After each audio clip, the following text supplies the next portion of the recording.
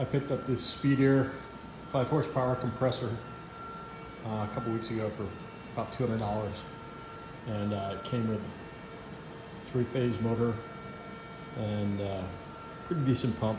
Just redoing the oil, plumbing, and filter. And I don't have 3-phase power here, so I picked up this Vevor variable frequency drive. It's good for a 7.5 horsepower motor, and that's the 5 horsepower motor that came on the compressor.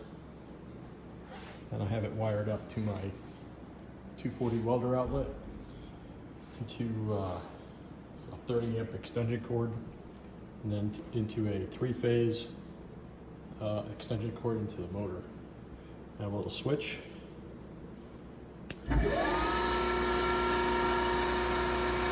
Unloaded, it's drawing about 5 amps.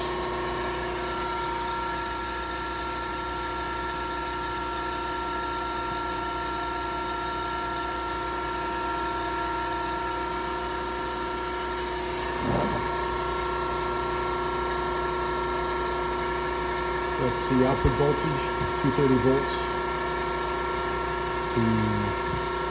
The DC voltage, it's an inverter.